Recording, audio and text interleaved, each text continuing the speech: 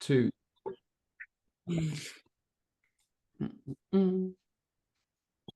Yeah, sip a cup of tea. Hey everyone, good to see everyone again. It's the usual suspects as always. Saskia, Bruce, and Yannicka. Great to have you here. However, I was considering banning Saskia and Yannicka because they missed beers and pretzels on the Friday. So that was top of the agenda on yesterday's Monday morning meeting. However, you're lucky. We're going to give you a 3-strike rule. How about that? All right. So good to have you guys. And obviously, we're going to dive in today with this topic of, in another case study, if my screen thing works, from theory to practice, the Strength Matters fat loss nutrition system. Saskia and Yannicka, you've seen a little bit of this at the Strength Matters event in Germany we just did. So we're going to go into a little bit more depth into that and highlight some of the things we go through and what we've come up with in terms of our system. Now, I'm going to caveat this again. There's no 2 ways to skin a cat. There's multiple ways you can achieve fat loss results. However, as you'll see, what we're trying to talk about is systems and creating your own system to help you and your clients achieve those results. So from theory to practice, the Strength Matters fat loss nutrition system. So I'm going to ask with a question, always start with a question, and that is, who's figured out fat loss for clients? Please, thumbs up, a high five, no. You have, Josh, what? Thumbs down, Saskia's in between, Yannicka. Yeah, oh, it was a party celebration. Look at that. We'd like to think we have. Otherwise, what's the point in this video? Exactly. So yeah, we've kind of worked a system now, and that's the most important thing. Is like fat loss for clients is difficult. It's there's no one way to go about achieving the thing because every person is different, as you'll soon see. So what we had to do was go back and to rethink, well, where's our starting point? How do we start? How do we start the journey on getting people where people can agree common ground on, but then we can divert into different branches as we go further up the chain. So don't worry if you look like this crazy cat. I just found this crazy cat picture and thought it was really amusing. So most people are like this when it comes to like predictable results when it comes to getting fat loss for clients, because it does. I was like this right at the start. It was more of a case of, oh, that worked. Let's try it with somebody else. Oh, it doesn't work. And then you end up in this vicious cycle of like going around in circles, not knowing where you're going to end up. So that was me literally on the fat loss journey with clients right back in the day. So love this guy. If you haven't read the book Atomic Habits by James Clear, you need to do it, or I need to question which rock you've been hiding under for the past 5 years. So you do not rise to the level of your goals, you fall to the level of your systems. Quote James Clear. And that was a trigger moment in my career, along with a big conversation with Perry Nicholson, because we both came across that quote at the same time. And then it came along with watching The Founder with Michael Keaton, all about the start of McDonald's. And they were talking about systems in one. So that was like big light bulb moment, because as I very realized, the whole of Strength Matters didn't have a system. And more importantly, we didn't have a system for fat loss. So you do not rise to the level of your goals, you fall to the levels of your systems. So you always default, or should try and default, to systems when you're working with clients, because that is your operating procedure. It's the reason why you have in a pre-flight safety check, they have a list to go through, and that's the operating procedure. They go from top to bottom each time, and it gives consistency, and consistency leads to better results, better systems, and better tweaks to the systems. That's a key thing. It's better tweaks to the system, because if you define what you're doing and you find a better way, you add it in, oh, it works, you add that to the system, and you can't start layering things one after the other, So not goals, not level of goals, fall to the level of your systems. So what is the Strength Matters fat loss system? So I'm just going to break it down into little sections and go through them and have a little chat as well about each of the things. So this is what we kind of found along the way. So we have multiple levels, okay? And as many of you are already aware, we have level 1, and it always starts with WWS. For those listening in, I think I'm preaching to the converted who are on the call here today. WWS stands for walk, water, sleep. And essentially, we found out these stats and details by comparing our high performance clients compared to our fat loss clients.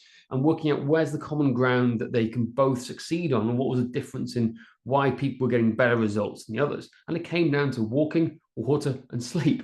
The best had that nailed down better than the others, and we can compare those results. So this is where the fat loss system starts for us.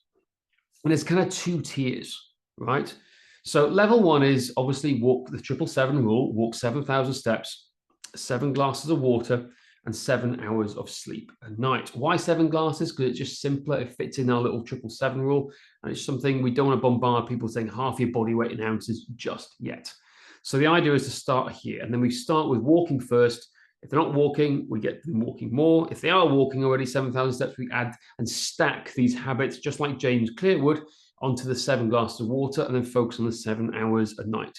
In an ideal world, this is what we're looking for. So we're not talking people with kids right now. We're going to assume everyone's got a normal life and no kids, nothing gets in the way.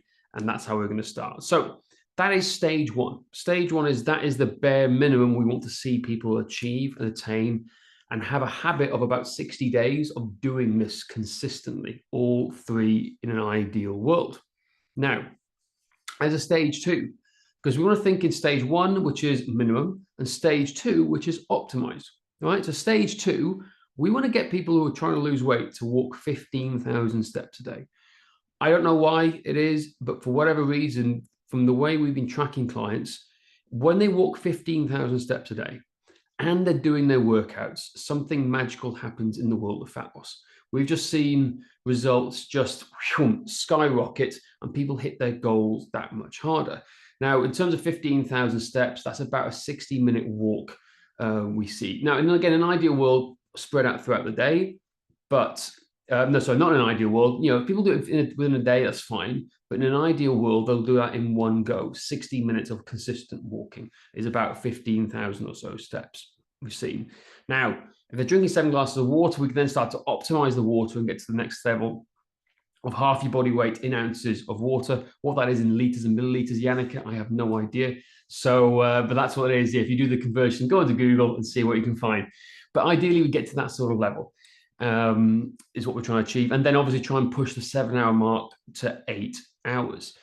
That's optimized, not always applicable to everybody, because not everyone can achieve those goals and they struggle enough with the lower end. But it gives you a range of things to try and work with and achieve. But from what we've seen anecdotally within house, those are the numbers at stage 2, which drive the best results when people are doing their workout at the same time. Josh, would you agree? Is that so? Do you want to come in? Thumbs up. Yeah. No comments. Seeing it's being recorded. Nope. Shaking his head there with his beard. Having a sip of tea. Cool. So that is level 1. Very simple, straightforward. Notice how we're not talking about nutrition. There's no nutrition there. There's nothing on there because, again, it comes back to the basics. If they haven't got the basics right, they're not going to be able to advance to the next levels. All right. So level. James. 1. Hello. I did actually have something to that just came into my head. When we're talking about optimizing and the potential reason why we might see when someone gets to those above 10,000 towards 15,000 steps and they're doing their workouts, is that research that we saw a few months back where it says anything less than 8,500 steps the previous day, and it impairs your fat loss the next day in your workouts. Yeah. So obviously there's that correlation. Good point. I forgot about that. That is true. That's actually a really important study. That's actually really important. So yeah, so there's that study that shows anything less than 8,500 steps impedes fat loss and increases fat loss resistance. We'll actually dig that article out actually and try and put it in the group or in the links down below so you guys can see it afterwards. But it is really useful to see that. So yeah, that's what we're kind of seeing. And also actually on the 15,000 steps, what we try and do with our clients is we have a series of walking tests. So we have a 20-minute walk test, and then we have a 60-minute walk test. So we're trying to get clients to push a pace as well for those 15,000 steps. So the intensity as well can be built up on top of this. So lots of things could factor in. We'll talk about the walking stuff next time. Right, level 2. What is level 2? Shilajit and mushrooms, or what do the Americans call it? Shilajit or something like. There's some crazy name they come up with, but it's Shilajit essentially and mushrooms. Why am I adding Shilajit and mushrooms into here? Why am I peddling supplements or forms of supplements into this actual equation? And why am I still not talking about nutrition exactly? Well, This is what we found in the last couple of years is that, and by the way, I'm not affiliated with this company. It's just what it is. But speaking to a load of experts in the functional medicine world, we find and have found that most people are vitamin and mineral deficient. All right. So not only are they vitamin and mineral deficient, but there's a lot of resistance when they take these vitamins off the shelf from the normal pharmaceutical companies because the compounds they use impedes absorption and digestion. So where do we get these type of vitamins and minerals we need? Because it's almost impossible to get all of them in the human body from the current Western diet. So we've found, and like speaking to them, that shilajit and mushrooms are two of the simplest and easiest things that people can take. Now, there's a good reason for this on multiple different levels. Now, in fact, actually, as I'm doing this webinar, in my little water here, which has got electrolytes and it's got my drops of shilajit, because I have that every single day. And it's been really useful for me personally, but it's also been useful for quite a few of our clients too. So, shilajit mushrooms, why are we doing that? Well, let's just talk about some of the main common and the agreed upon benefits of shilajit from all the research studies. So, shilajit has 84 of the 102 minerals needed for the body each and every day. That's a pretty damn good statistic if you ask me. Now, when you speak to the functional medicine doctors, they always say the same thing. Most people are deficient in vitamins and minerals. However, you can't really test at the highest level without going so much in depth to work out where they're deficient in. It's just too labor intensive. It's too costly. So what do? We go for a shotgun approach, right? And we blast everyone with the idea of the 84 minerals of the 102 you need are within shilajit. And we kind of cross our fingers and hope they get the other ones from the food they're eating and consuming from consumer-friendly food. Wholesome food, good food, not processed food. So that's one of the biggest reasons. The other thing is it helps the body to adapt and the body and the brain to adapt to stress, which is prevalent in today's society. It helps reduce brain inflammation, it seems to be found, helps digestion and absorption of food in the gastrointestinal tract, and it's rich in antioxidants. And helps overcome tiredness, lethargy, and chronic fatigue. Can we agree that most people in the Western world suffer from most of these things across the board?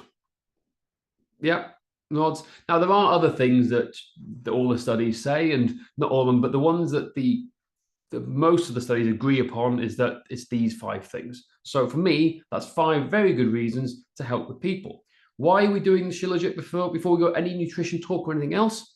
Well, if they have more vitamins and minerals, if we help them adapt their body, help their body adapt to better stress than the brain, reduces brain inflammation, helps improve digestion and absorption, and they help overcome tiredness, lethargy, and chronic fatigue, it's potentially, I think, and we believe, going to help them make better decisions when it comes to food. So again, we're trying to help them all along the step, every single step of the way, make better decisions all along the way to help them in their nutrition journey, rather than just bombard them with a load of facts and information, follow this diet plan, follow these macros. No, we're trying to layer things up one after the other to get them in a good position where they're used to these things and they've got a habit of walking, water, and sleeping. So when we get to nutrition, it's a lot simpler for them. So that's one of the reasons why we have shilajit. Why mushrooms? Similar thing. Helps with focus, gut health, and vitamin D. Helps support digestion and strength. Supports steady energy throughout the day. Again, most people are chronically fatigued, and it helps balance the immune system. Again, this is from the world of functional medicine. This is what they talk about time and time again. And yeah, it's a huge one. I've personally started taking these as well. And as much as even I've had COVID in the last few years, quite a few times, I've fought off the old common cold a lot quicker than I have done. But that's what they tend to see. It's helping and boost the immune system. And again, I've got a picture here of the 6 mix blends. You got reishi, cordyceps, lion's mane, all the main mushrooms, and it comes in powder form, not in pill form. And again, if we go back to shilajit, we're looking for more drop-based as opposed to pill-based, because we're trying to refer to this as, don't think of it as supplements, think of it as real food, right? Because it's just powdered mushroom. That's all we're having here, not pills, right? So that's the kind of reason we're having it. So again, combine shilajit and mushroom powder, and we're seeing people are functioning better day to day, less tired, less fatigued, and able to make better decisions. Now, the thing that we've seen from clients who take these things is, and also my dad, right? I'll start with my dad as the best example here. So when my dad was diagnosed with type 2 2 years ago, he was just very lethargic, sitting on the sofa. He wasn't the farmer he always used to be energetic and doing stuff. So this is at the same time we discovered this food, shilajit and mushrooms. I thought, I'm going to try it on my dad, see what happens. Quote my mother, what have you done to your father? I go, why? What do you mean? He's a pain in the ass. He won't stop doing things. So my dad literally, and this was during the lockdown, he'd gone from being lethargic on the sofa, not doing much, to doing all the tasks around the house that he put off for years. And I'm talking 5-6 years. I'm seeing that across the board with loads of our other clients. They say, hey, I'm doing jobs I've been putting off for a long time. That's the kind of the common theme across the board. It's like, I'm doing stuff that I've been putting off for ages. Now I'm less worried about doing things. I feel less anxiety. And that was like half a dozen people we've had this now, and that's the consistent thing. Now there's been other things as well where people have commented on, and that's particularly women who are going through menopause. They're finding their hot flushes are being controlled better. They're being managed better. I think they're having not the same reactions as what they normally do. And again, it's a positive thing. Anecdotal, I can't tell anything else, but again, it's common feedback we're having from people from different sources. Josh, has been any other feedback from people from you on your end? No, I'm missing out. No, just similar to what you said. What I would say is that we're talking ideal world scenario here. Yeah. And I think sometimes you can't always do step 2. It depends on the client. Mm-hmm. It depends on how long they've been with you, whether they are actually ready for it. So absolutely ideal world that you go down this route first. Not always possible in my experience. Yeah, no, I'll second that again. Yes, yeah, so I should have caveated that. This is ideal world scenarios. And again, it comes back to this layer of trust when you have with a client. Sometimes you will skip from level 1 to level 3, but in an ideal world, you want to go to level 2 first. And if people who are receptive to what you're saying, then we can start here. And that's part of something we'll talk about on the client journey, which I'm kind of working on behind the scenes here at some point, which I'm doing on the HCP actually. So there we go, shilajit and mushrooms. Where do we get them from? Well, Mountain Life in the UK is where I get them from, mostly in Europe. And then if you're in the States, Cultivate Elevate. Again, it's all about the quality of the products as opposed to quantity, because there are stuff out there you can just get cheapy, crappy stuff. But remember, focus on quality, so it's quality controlled. There we go. Any questions so far? Well, I have a little sip. Everyone good? Saski's not freezing, hopefully. Too much there. All right. Thumbs up if all good to carry on. Yeah, we're all good. Of course, board. You good? Any questions from you, Josh? No, I'm all good. Thanks. Thank God for that. Right. Okay. There we go. Let's go. Level 3. Level 3. So we added level 1, and in an ideal world, we've done level 1. They're nailing their steps. They're up to level 2, the shilajit and mushrooms, and now we go into level 3, where you're going to spend a lot of time, right? And again, you could be skipping things here because it's not always the appropriate option for people. So what do I mean by this? So let's just think in an ideal world, right? Let's just think in an ideal world, we have the perfect client who's got no issues whatsoever at all. So stage 1, we're now going to start with stage 3 is all about looking at calories, because calories do matter. What's our thought process on the whole thing? What's calories in, calories out? Do hormones, all this insulin stuff from insulin resistance count? Yes, you should be mindful of that because it all affects the calories in, calories out equation. That's our stance on nutrition. And when it comes to diets, we're very much nutritionally agnostic. We start in the middle and then we go each to the sides, to whichever extreme you want to go to, depending on the client and what their beliefs are and the types of things that they want and their goals ultimately. So stage number 1 is we want to establish calories and macros. So what do I mean by that? Well, we go through our nutrition calculator and we want to get a rough idea of where this person should be eating. And we're going to ask this person to start tracking using MyFitnessPal, ideally, because it fits in with the software that we use here and we can monitor, see what's going on. Why are we doing that? Well, it kind of links into stage 2, which is eat at maintenance for 1 week. Now, 1 week is the bare minimum. Ideally, we're looking for 1 to 4 weeks, right? Based on most people to give an idea of what they're eating.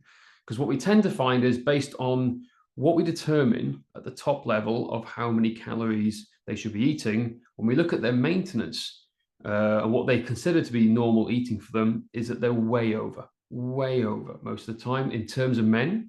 Now, women, a lot of the time, tend to be way under, and that's a whole different ballgame, right? So if we don't know where the starting point is, how do we know where to go down this route? Okay, so again, ideal world. Okay, I know there's probably loads of questions out there, or there will be loads of questions. Well, what if people don't like tracking? I know, we'll get to that in a bit, right? So the point is, we need to establish, and we need to know as coaches, well, what is this? What is that? What should roughly their baseline be? So we start using a calculator, which I'll probably show and pull up in a second as well and show you. So what's that? And then we get them to track, eat at maintenance, because we need to determine their maintenance calories. Because if we don't know their maintenance, we're going to have no idea how much of a deficit they will need, or even maybe a surplus if they're going into adding lean muscle. That's key. Now, stage two, we're then looking at reverse dieting or applying 67 or the 78% rule. Now, reverse dieting is for those particularly women who have been chronically under-eating, and we've got to slowly and steadily increase their calories to get them back up to where they potentially could be. That is really difficult and a really difficult conversation to have, and you've got to have a lot of trust with people to be able to do that in the first place. It takes a lot longer than you think sometimes. We've got quite a few clients at the moment who are going through this. I'll give an example. Somebody came from us where their maintenance for the size, the height was about 1900. They were eating about 900 to 1,000 calories a day, and they had been for 20-something years, right? So that's a whole load of issues we've got to be mindful of this, and we've got to slowly take them up because their body will go into a shock, and they will put on weight. And sometimes they do put on weight, but sometimes that's the necessity to help them reverse it and come back down the other side and have a healthier relationship with food. So yes, potentially reverse diet. But then, based on their maintenance, we're looking at the 67% or the 78% rule. 67% of their maintenance calories is pretty extreme, okay? And that is a very much a hard, fast approach to doing it. We don't tend to go there first, right? 78% tends to be the default, and then we see what happens around there. Sometimes you have to go down to 67% because maybe their maintenance we calculated isn't quite maintenance after all. And to get a deficit or work around there, you have to go drop back down. But that's our starting point. That's where we get the calories, and we're working on the 67% or the 78% rule. And then we recalculate their maintenance after a period on that 67 or 78% rule, work out where they're at now, depending on how much weight they've lost, and restart the whole process. Okay, so we're restarting the whole process, going back and forth. There's a reason we do this, and I'll talk about that in one of the next slides. Okay, but that's kind of the system we're approaching at a very top level, is that establish the calories, what they should be eating. Then we get them to track maintenance longer, ideally, as opposed to shorter, to give us a better idea of what happens. Then we either reverse diet, or if they're in fat loss, we get back to 67% or the 78% rule. And then after a period of time, we'll then recalculate what they are after that deficit or reverse diet phase, and repeat the whole process. And we cycle through this time and time again. Okay. Now, stage three. Stage three is for people who have gone through this process as well. And yes, it's something we want to be working on and helping along the way, but sometimes clients want fast results, right? So we want fast results. So we've got to go straight for the money here if they're an ideal client, and try and help them here. And then we can focus back on the 5 habits. The 5 habits count across the board. Eat less processed food, eat quality protein, fresh vegetables, eat slowly, eat when hungry. The 5 key aspects, okay? Now, if people who are scared stiff of counting calories, we're still going to do stage 1. We're going to still establish what we think as coaches need to be their maintenance calories, okay? But we're probably going to skip stage 2 completely because they're not ready to have that yet, okay? And go straight to stage 3 and work on these habits. But for people who are counting calories every single day is not a good relationship with food either. So we're still going to have this this baseline and this support network to have people like the WWS, right, to have the 5 basic habits that they should all be having when they're eating food and choosing food to help make better decisions. So we work on these 5 habits. We try one, go to the second, go to the third, fourth, and we stack them up as much as we possibly can. Right? They're pretty self-explanatory, but that's what we're trying to work on, and that's what we're trying to do here. Again, in an ideal world, we'll go stage 1, stage 2, stage 3, level 1, level 2, level 3. Right? That's the whole process. Now, I want to go back and talk about the 67% or 78% rule. Why are we doing that? Again, it comes back to systems and approaching what we're doing with every single client that we work with. So if you don't do the same thing with every client, you're never going to set baselines. You're never going to have consistency. And the reason we do this, it comes off this study, the Matador study. If you've never come across the Matador study, I highly, highly recommend doing it. It's one of the most highly controlled studies done by some great guys in Australia. And they essentially wanted to see, in a controlled environment, the impacts of people in a deficit and calorie deficit diet. But what they did differently was this. They had their control groups. They had one group that was in a deficit consistently, i.e. for 16 weeks, they ate at a controlled deficit the entire time. But then they had another group that worked on a 2-week on, 2-week off basis, a bit more labor intensive. But what they did was this. They had them eating at deficit for 2 weeks, maintenance for 2 weeks, back to deficit again, then to maintenance, and then every 2 weeks doing the same thing, right? That was done at 67% of their maintenance calories, 67%, all right? That's where we get the 67% from, and it's pretty hardcore. And they'd calculate and recalculate this equation every 2 weeks to be accurate based on their weight, body fat percentage, etc., right? So that's where our 67% comes from. It comes from the Matador study. Now, that's a 2 weeks on, 2 weeks off, which is quite a long time. Now, what they found was results were better for the group who did the 2 weeks on, 2 weeks off, right? But more importantly, they managed to keep the weight off better long term, okay? So the ones who did the 16 weeks in a row, they lost weight as well, don't get me wrong. They lost weight quickly. However, they tend to put on more weight afterwards.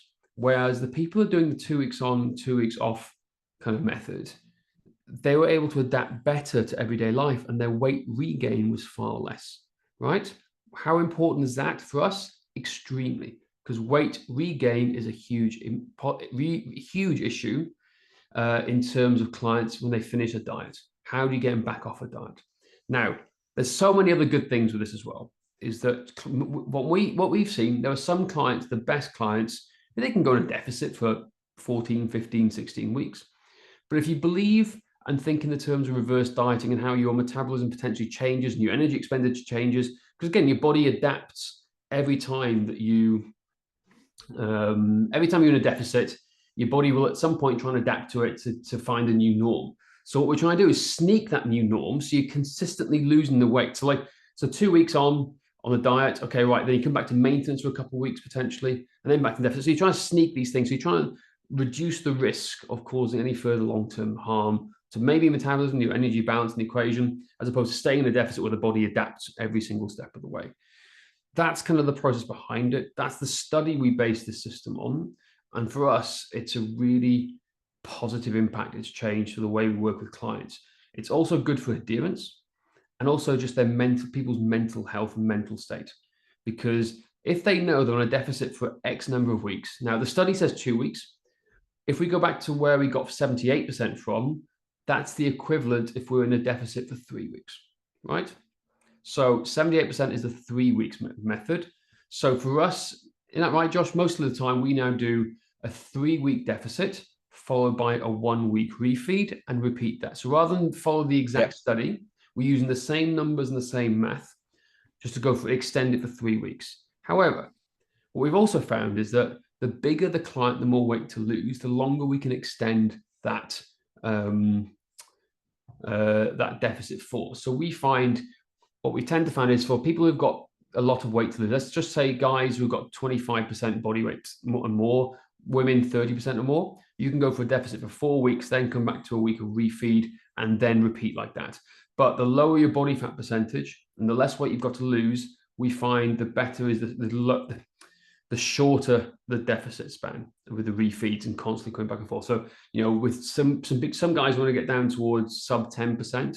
We tend to find that 2 week deficit by 1 week refeed tends to be the best. But also sometimes we need to give a couple of 2 weeks refeed to balance out in like a 50-50 split almost, for the guys at the higher end, because they just need that to be able to kickstart the metabolism again to burn and get into that deficit at some point. So the Matador study is what we base it on. It's a system that we allow to use consistently with clients as a starting point with how we do all our weight loss and our nutrition. Okay, so please check it out. There's loads of articles on it about it. Layne Norton does some great talks on it as well, so I highly recommend checking out him. He's a good guy to follow and listen, particularly when it comes to the science and research. I'm no nutritional expert. I'm very much a generalist, but this is where we get most of the stuff from and how we apply the system. All right. So here we go. So in 2017, the groundbreaking Matador Minimizing Adaptive Thermogenesis and Deactivating Obesity Rebound study found greater long-term fat loss with intermittent energy restriction than with a consistent energy deficit. Okay, that's straight out the text. But what if they hate tracking, right? What if they hate tracking? That ain't going to happen. So, we go back to stage 3 and we talk about the 5 habits. That's what we focus on. We focus on one, or we choose one of the 5, depending on what the client wants to do. So we give them choice. Choice is always better than making somebody do something. We want to practice one of these 5 things. So we give them some choice and they decide where they're going to start. And then we just layer on top of each other. Okay. Whew, a lot of stuff in there. Questions? Any questions here as I take a little sip on my drink? Has anyone seen us? Has anyone seen the Matador study before? Me, obviously. Obviously you. Everything. Well, let's just open up the discussion. Actually, does anyone do that type of intermittent calorie restriction? Has anyone tried that before with clients and on a consistent basis? So me and Yannicka just been having a little interesting discussion backwards and forwards. She was asking about a client who she's reversed up. And I don't know whether others might be interested in this. And she's up to what was it, 2,300, 400 now from 1,200, which is great. And she was like, "How soon do you go into a deficit?" And it's like, well, God, there's no way to sort of answer that, because the answer is always it depends. Depends on the client. This client is apparently desperate to go back into a deficit. It's like, well, first of all, is she consistently in 2,300 to 2,400? What's her weight doing? Has she got a good relationship with food? Yeah. Yes to all those things. Cool. Okay. Then maybe try a deficit, especially if she's absolutely desperate to cut. Again, you've got to take into account what the client wants as well. But I suggested maybe don't go too extreme to start with, because obviously she's come all the way up from 1,200 calories. So don't drop her to 67% or anything. Yeah. Maybe start with 89%. Do that for at least a couple of weeks and see what happens first. One note to that, we actually, well, her husband pushes. He's like, my wife's getting expensive, so she needs to eat. Oh God! And you see, there you go. There's something else people don't think about. No, family pressures. Yeah, family no, pressures. he's nice though, but he's like he's just jealous. But she had 1 week where she was like, I'm not going to continue that, which was like 4 weeks ago, and then she ate 2,000, which would be like 89%, because we talked about how much we could cut, and nothing happened. She didn't lose, so that's why I'm like, how long should we try to? Still, how long did she do 89% for? For 2 weeks, and then nothing happened, and then she was like, okay, I'm gonna trust you, I'm gonna go back to 2-3, and still nothing happens. But this is the thing. There's no right or wrong for each of those things. We found those 3 levels: 89, 78, 67. Someone usually fits in with one of those things. For people who are super skinny, like let's take Amit. He was a good one, wasn't he, Josh? Yeah.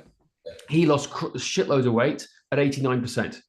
There are very few people that lose so quickly at 89%. We had to put his calories up because he was losing too much. Honestly, it was insane, but not everyone's like that. I for example, I will put on weight. I can put on muscle, I can put on fat really quickly. Right, if 89% will not do anything to me, not do anything at all. 78% is a sensible option, but the ones that gets me faster and better results is 67%. That's just my body type and how it works. That's not 67 is not sustainable. No, it's horrendous. It sounds, oh, it's not too bad. It's horrendous. It is horrendous if you're training. And if you're doing like fat loss workouts, and on top of that, you're so energy, you're just like, oh, you gotta walk around.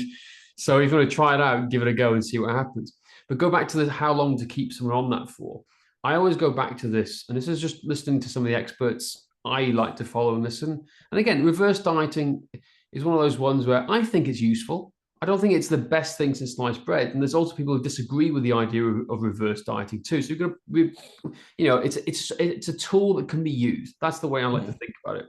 But the one I always go back to is this, is that if someone's been on a diet for 8 weeks, right, it usually takes double that to get them off that thing to get back into a maintenance. So 8 weeks deficit and 16 weeks of like helping them, train them to get back to eating at a normal level again is where their body starts to reset and get a better thing. It's not reverse dieting. It's more of a case of you've got to fight harder, I think, after the diet to help people maintain it so their body adapts to how it goes. So maybe you can use the same thing with that client who's eating at maintenance.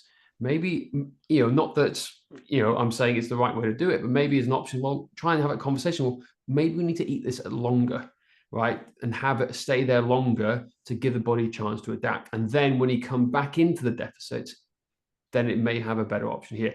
Whether it works or not, who knows? The body is mysterious, right? Like it has no reason to make any sense to us whatsoever. So just bear that in mind. Any other questions before we carry on? Good. Shake of the head. All good. If you do have any questions, just message in the thing. If I don't see it, and then we'll dig it up. Right. What do we do next? Right? Because in all fairness, those 3 stages is a lifetime of work with a lot of people. Right? It's a lifetime of work with a lot of people, and most people will never get and do all of them. But what happens if you do need to think outside the box and think, oh, we're doing all this. What happens now? Well, that's when we go to level 4, right? And again, we're not nutritionists, we're not dietitians, right? We've got to work within our framework, in our box. We've got to stay in our box, right? A lot of people like to jump out of their box and pretend to be someone that they're not, right? But the idea is we've got to stay in our box and focus on what we can do. So we can do things like suggesting probiotic food to help them improve the gut. We've got to improve the guts. The gut-brain axis is key. It's such a big thing on functional medicine. All the experts now are talking about it. So let's help them eat some probiotics and help repair their gut and their microbiome. Okay. Now we could discuss food sensitivity testing. Not all food sensitivity tests are accurate, so you got to bear that in mind, right? We can have that discussion and we can suggest we go down that route, but the only one I know that has a higher percentage than most of accuracy is some of the blood tests they do down in California, where it's highly specialized and it's not available or regulated in Europe. So there's loads of these used hair. Josh has done one of these hair like prick tests and stuff like that. They don't really make us. There's no degree of accuracy. I think it's a waste of money personally when we do it. But then you've got the third thing, where again I use my dad as an example. We've got him having the Shilajit, we've got him having the mushrooms. He was walking more. He was just being a bit more active. And then he cut his calories a little bit, but he still wasn't getting anywhere he wanted to get to. Then I suggested to him that, hey, Dad, maybe you're allergic to dairy just like me. Something I've been suggesting for the last 20 years because, he had the same reactions every time he ate those types of food. And guess what happened? We cut out dairy and suddenly, miraculously, his weight loss, literally skyrocketed. However, elimination diets and suggesting people have intolerances is a highly emotive subject. And for some people, it can be a difficult conversation. So that's why it comes at level 4, right? So we're literally going up the chain to level 4 gut health because it's a difficult conversation to have with people. They're emotionally attached to food. I suggested to my dad that he's allergic to milk and dairy for like close to 20 years. It wasn't until he had type 2 diabetes that he decided to listen to me and say, maybe I have got a problem. Now, when he has dairy, right, or even processed bread, he's running to the toilet like a lunatic and he struggles to have it all together. So like that's the reaction he has and does it.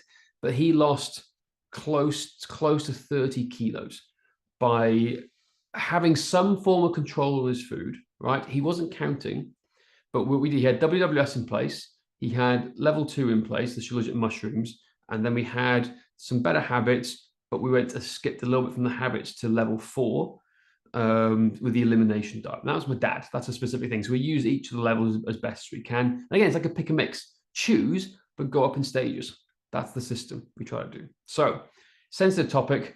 No one likes to be told they don't like food. I know that personally because I hate it when I find another food that I can't eat because my body just does not react well to food. You know, when my hair test told me I wasn't allowed bacon, I was heartbroken. But you did it though. You did the whole testing, didn't you? Yeah. I did. Yeah, I cut it out. I cut it out for 21 days. And then I tested it in isolation, and thank the Lord, nothing happened. So, and that's where we go. Now, by the way, that each of these topics, we can go in more in depth into specifics into what we do, but we are going to save that for other courses down the line, I think it is. But, you know, that we have a specific way of doing elimination diets with people, and 21 days is an example of what we try and cut out with people to them before reintroducing. So, what next? Level 5. Refer out to the medical professionals, get blood tests, and we find out what the hell is going on. So if we've done everything, let's stage 1 to stage 4, and nothing's helping, nothing's working, well, we're going to do the sensible thing, guy. Do you know what? This is way beyond our pay scale, way beyond our pay bracket. Let's get real medical advice and find out what the hell is going on, because there could be something going on that we don't know, right? We just don't know what's going on, but we'll have a good effort beforehand. But sometimes if we see things, I'm trying to think of an example. A client once said to me that he was getting blood in his stool samples, in his stool. So as soon as he told me that, what am I doing? Referring out to a medical professional, go and get blood tests, right? We don't want to see that. What was another one? This is brilliant. Like one of the clients once said to me, yeah, I'm getting piss flakes. I go, what the hell are piss flakes? Right? Like crystallized flakes in his pee. I'm like going, dude, I have no idea what that is, but that doesn't sound too healthy. So let's go down the line of getting blood tests and go and see a doctor. Right? So you have these things that come out where, do you know what, before, even though you just start in WWS, these things come out in topics. So you go straight to level 5, refer out to a medical professional, like nothing to do with us. And those are some of the comments I've had in the past. So that's the 5 stages we're trying to work on. They've just touched the surface a little bit. I know there's so many more things you can do within these things, but that's our system to help the people achieve fat loss. It comes back to the systems. You don't fall to the level of your aspirations or like your goals. You fall to the level of your systems. So when me and Josh are working with fat loss clients, we go through these stages every single time we start working with them. And the best thing is this, is if something's not working, we'll then go revisit previous stages to see if they're still doing that. Because a lot of time, clients will go to level 3, but they stop doing their level 1, right? So they're not walking, they're not doing all these things. It's like, oh, it messes up all the calculations and all the fancy pants stuff we're trying to do there. So that's the 5 stages. That's kind of the fat loss system we go for. And that's kind of like the theory and the process we try and follow. Could you do things differently? Absolutely. There's no, we're not saying this is a definitive system, but it's a system that we can keep adding and layering things to. This is what works for us. So if people have got good ideas out there, leave them down in the comments below. I'm happy to visit them and see it and implement them, see if they work. Because again, it's systems lead to better systems and more efficient systems. And that's why the collaborative effect of everyone in the inner circle community is coming together to make these things better. Bruce was a good example of this with the goal hierarchy we did the other week, sharing his stuff. It's like, great, that's what we want to do here. So if you have ideas in here, let us know in the comments. But the key thing is you need to define your system. Whether you follow our system, whether you create your own system, do it, right? Define your system and always go back to it time and time again to help you figure out what is going wrong with clients, if not. Whew. Any questions from all of that? Any questions, any discussion points, any topics you'd like to discuss and dive into? We're all ears and happy to talk about it. No questions in the chat box at the moment, but I just want to reiterate what you've just said right at the end there. Check if you get to level 3 and something's not working, do check back, because it's happened a lot of times that somebody's stopped doing level 1. their steps have dropped off a cliff and they're no longer doing the. It's like, well, hang on, we need to get that back in place before we start messing with calories and everything again. So it does happen quite a lot, actually, that people just forget about the first level once they start tracking and stuff. But also, as you said, have a system, whatever system that is, whether you don't want to go down the tracking and you just want to do food habits or something like that. Absolutely, just have a system, because this came off the back of us having disappointing results with a client of mine. Do you remember, James? Yeah. Which client was it? I think his name was David. I can't be 100% sure, but basically he'd done all his training and everything. He'd wanted to lose weight. We got a bit of success, and then we just, the next time we came to do his 3-month check-in, his health assessments were he was like really gutted and disappointed. And I was like sat there going, oh my God, what has gone wrong here? Because I thought we were doing everything right. I felt honestly felt sick to the stomach, absolutely sick to the stomach. And I remember arranging a meeting with him, and I had to do like go back over everything we'd done, do a whole like 3 or 4 pages of notes in my notebook. So we had discussion points and everything, because I was absolutely gutted that he hadn't got his results. And off the back of that, we were like, hang on, right. We didn't have a system. We didn't follow a system. That's why it didn't work. So we need to look back. We need to revamp this and have something we do every single time that's repeatable. Because I was like, I never want to go through this ever again. I remember. And because of that, to this day, on my phone, like ever since that day, it's 4 years ago, wasn't it, Josh? 4 Something years like ago. That, yeah, about 4 years ago. I have tracked my calories every day for 4 years, right? Every single freaking day. Because I'm trying to build up that database of what we tried at certain times to see what correlates and how it impacts everything. And it was, I remember that whole 6 months, I was the guinea pig, wasn't I? So many things. Yeah. Like, geez, I'll never forget that 67% for the first time was horrendous. Doing assault bike sprints and alactic work into that. I was like, I remember coming home. This is what happened. I remember this completely. I did it on the Fridays. On a Friday at the end of like 2 weeks. I remember I went to the gym at 4 o'clock in the afternoon, did my alactic sprints on the assault bike, which was horrendous. And I had a date that night afterwards. I remember sitting at the table for that date, falling asleep, like going like that. I'll never forget. Did you fall asleep in your soup? I was like dribbling down here, low. I was like, I just couldn't think straight. I just couldn't think straight. And I remember that wholeheartedly. Yeah. But it is true. It was interesting along that time. But tying it into it, and I'll show you what. Let me close this down. So that's the topic here. Let me know when you can see this, guys. Can you see the calculator? Josh, what are you doing here? Go away. Right. So this kind of ties into what we said about calculating how we do it. So this is what we create behind the scenes. I know it's quite small, so let me just make it a bit bigger.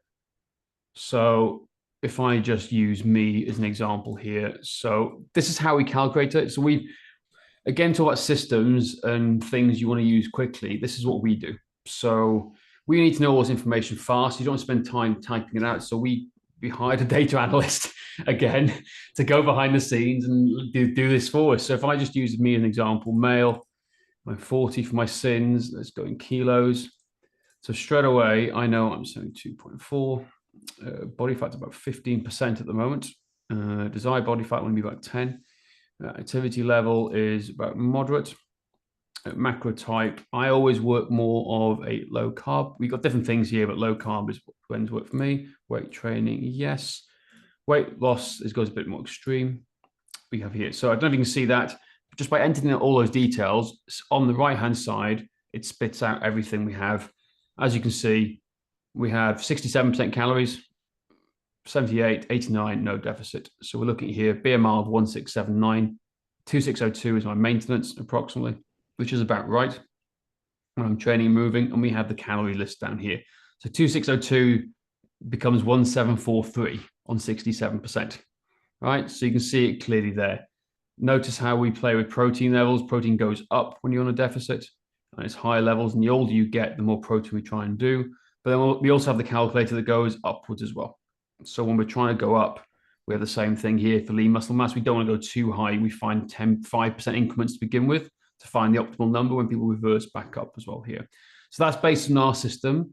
And then we have a more specific tailored one. If we're trying to lose a certain amount of weight, we know what's going on. So what we figured out, so if I got to lose 5% body weight, if I want to get down to 10%, it's going to be approximately 5 kilos. So I know straight away I can lose 5 kilos if I want to get down to that level right now. Approximately, may not be the case, depending on the muscle. It's going to be roughly about 8 weeks to do it if I do it straight. So it just gives us ideas and conversation topics to start working with clients if we're doing this. And that's the numbers along here based on that. And then on the far side, Yannick, are you doing about reverse calories? Let's just say I've been working at 1743 for quite some time. So 1743, we will be quite a slow factor. Let's do a moderate factor of going up. So 1743 becomes 1848 for us. So we know what's happening there. So that's our little nutrition calculator that we have behind the scenes to help us make those calculations. So we know, based on the data, what we're trying to work with. Now, does this always work? No, right? No, it doesn't always work. So, I know that roughly is right for me when I'm in a moderate. What we tend to find is, based on moderate activity, most people tend to be light activity. All right. So I set a moderate because I'm walking all the time, training pretty much 6-7 days a week. That's fine. If I started off at very active, but it's just too much for me. It was just too much. It wasn't right. We find most clients sit at the light active, even though they say they're active and doing their workouts. Light active tends to be the best rough starting point for where they should be. All right. So that's what the idea of how we do things, what we do. Cool. Question about the reverse diet calories. So is this actually the calories that they would want to have to go up in order to lose weight then? Like, good question. So I'll just go back. I'll share the screen again here now so you can see it. So yeah, so like yes, it is. So let's just take somebody. Let's use your client as an example. Let's just hypothetically take your client who is already eating major low, and we have a client that's not eating much. So let me just change this to let's go more specific. Let's go female. All right, let's go female. She's 40. That's her body weight. Her body fat is 30%, and she wants to get down to 20%, which is I'm not seeing your screen. Am I the only one? Oh, can you see it? Can you see it? I can't. You can, yeah? Mm-mm. Oh, you can't. Okay, stop share. Boom. Let me reshare that. Share screen. Desktop 2. Can you see that now? No, it just says that you're starting it just on my side. I don't know. How's with the others? Oh, can everyone see it? Saskia, can you see it? Bruce, can you see it? You can. Yep. Oh. Yannick, you're causing problems. Damn it. All right, just tell me. I'm listening. No, it is. So like what we're doing is we want to see roughly where they're at. So if you see the calories here, so a lot of people reverse dieting or on a deficit, they tend to be around the 67% already, right? So we're going, okay, they're already about there. So we may start around here. But yes, if someone's starting back up, we do the same thing. So if let's just say their maintenance is 1976, but they're eating at 1200, right? Which is a common thing we see. We go back to the calculator and we go, right, okay, 1200 at a moderate increase is 1272. Sometimes that's a bit too little. So we need to be a bit more like aggressive with it because that's quite low. So 1272 becomes 1308 at that level. But the more they eat, the more it jumps. So you've got to reduce the impact lower down. That's how we've done it. And that's based on different percentages as you increase going up. We tend to find 5 to 10% is quite useful. But honestly, I couldn't tell you what the level of percentage that change is because that was from the data we found. I'll have to dig into that, and that's what he installed. It's on the summary sheet here somewhere on the analysis. But that's how we do it. All right. Got it. There we go. Anyone else? Bruce, Saskia, any questions from you guys? What steps are you taking? So for the people who you said it was predominantly females who were under eating and had been for years, what steps are you taking to be absolutely sure that they are? So they tell you that they're through MyFitnessPal that they're on 900 calories. Say, what's your next step before reverse dieting? Yeah, good question. Yeah, because a lot of them say they are, and they input, and they're not always saying what's going into it. So it takes time. Josh, I think you're a good person to answer this because you work with most of the ladies, don't you? What are some of the things you've been doing?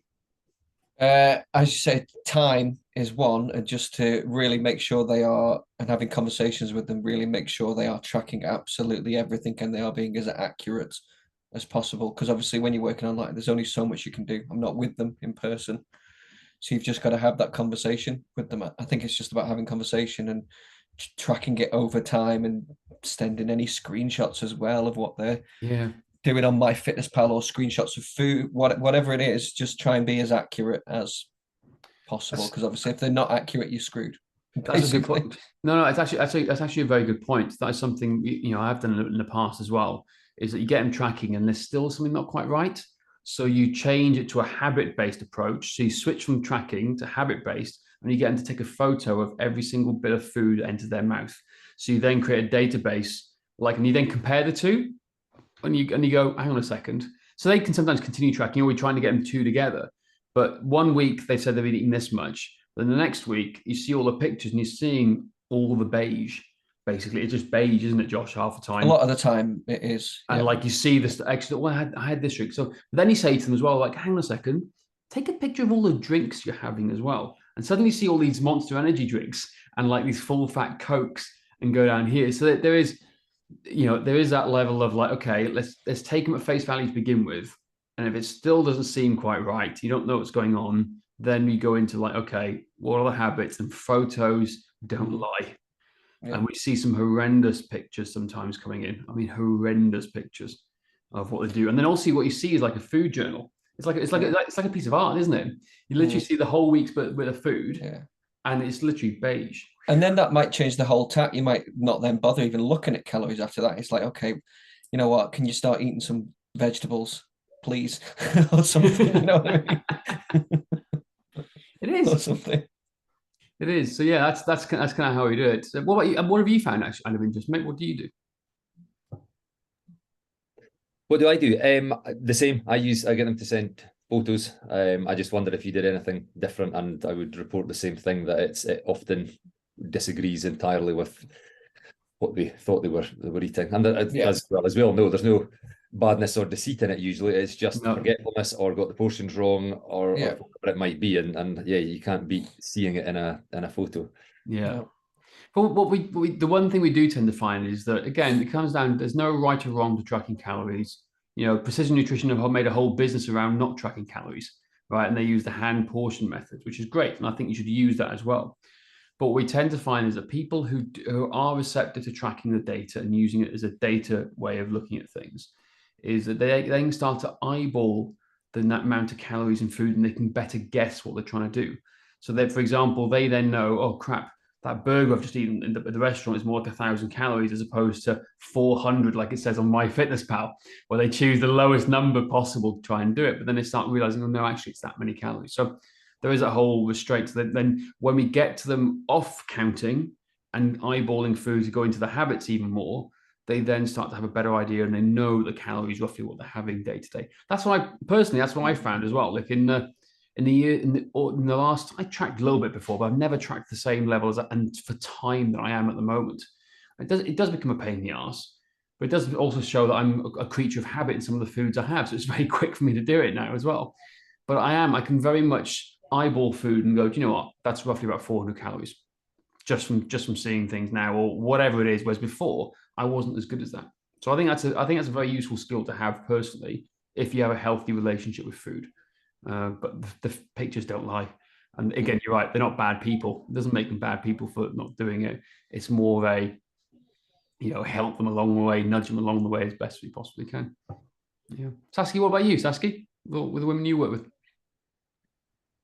I'm just unmuting myself. I think most of the women that I've worked with previously have had huge issues in under eating, and also I never normally track with them other than doing more of a habits-based kind of coaching, because they're just all over the place and they've been doing it for so many years. It's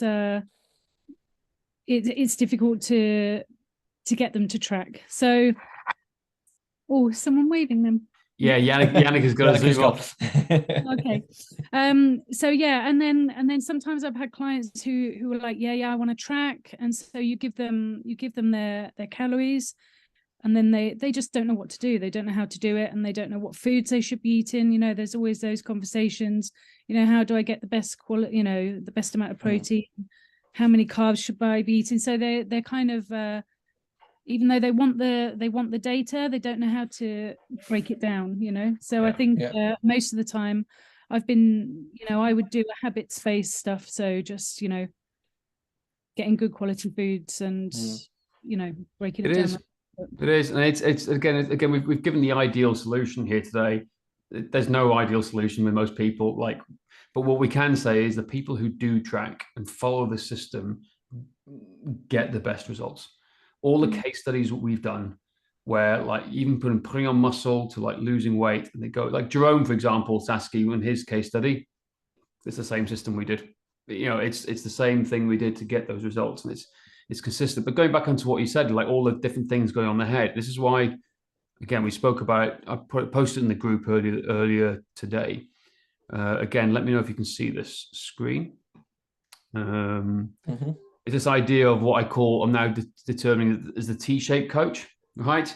Where, you know, we've got to have broad fitness knowledge across the board, right? And then depth in one or two key areas going down it. And what it means by that is it's not just fitness knowledge, it's this level of knowledge. Let me go back in here. So at the top of the spectrum, obviously we've got the business side of things on one side, the fitness, the psychology, right? We're essentially going to be psychologists. Or have an understanding of what's going on in those things. And, you know, like, you know, when we're talking with clients, helping them to achieve their goals, we need to know the ins and outs of fitness. We need to know how to do sets and reps and periodization and all these sorts of things and how to good stuff here. Then in nutrition, we need to learn the calories, and we need to learn, you know, how to do cycles, how long the deficit for, what reverse dieting is. But then we're going to learn experts in all the lifestyle factors, and then we're going to learn factors in all the psychology all the way down. So this T-shaped thing becomes more of like a solid, like what a Rubik's Cube type thing. It looks more like a Rubik's Cube towards the end, and that's how we're trying to develop this thing. You start as a T-shaped coach, and you start to broaden out, so it becomes more like a Rubik's Cube towards the end. Because like half the battle is psychology. It's like what goes on in their mind, and you don't know half the stuff that goes on behind the scenes with clients. Like I'll never forget this. And this is the Coke example as I give. I can't remember if I've said this before, but there was a lady who worked with us and came to us, and she wanted to lose weight, and she wanted to understand a better understanding of what she could do. Anyway, we started tracking her food, and what we discovered was she was having 18 cans of full fat Coke a day, right? 18 cans. So what's that? 190 calories per can. So you're talking approximately 1,500 calories a day on Coke alone, right? So I then started to have this conversation with her. Say, look, maybe we should switch to Diet Coke, right? So let's just it'll reduce the calories down, but I think it may be a good way to go about changing your diet. Refused, flatly refused, right? And I was like, okay, you know, we won't discuss that, but it was a sore point. The point was she had a full fat can of Coke because the reality was it made her feel good about herself because she used to have it every time her husband abused her, right? So it's quite a big in-depth level of thing where like, whoa, this is way beyond my level of fitness here. This needs to be referred out. So this is where you become an expert in psychology almost. And you go down this level here. It's like, well, you have no idea what's going on at home, really. You probably have more of an idea than the doctor because they'll tell you more things about family life and the outside factors. But this is why you need to have like a broad approach to looking at things and level these things, because sometimes the nutrition stuff is the last thing you need to fix. It's the psychological factors. It's the impact at home, the lifestyle factors we all know, but there's way more going on to try and get those things. So that's just an anecdotal story that we've seen along the lines, and how we want to try and become more like this idea of a T-shaped coach where we get good in these areas as beginner coaches in fitness, but then we start to broaden out across the team, become like a Rubik's Cube along the way. So there you go. Any last questions before I stop the record button, and we can talk freely among ourselves? How about that? Because last time I said it, Josh just disappeared. I just went bye. Goodbye. Any last questions? Any comments, feedback? thoughts? Well, it was good. Even though I know all that stuff, it's good to be reminded. Awesome. Cool. Well, thanks, guys. I appreciate you joining in. Until the next time, I'll see you then. Ciao for now. As I say, you can go.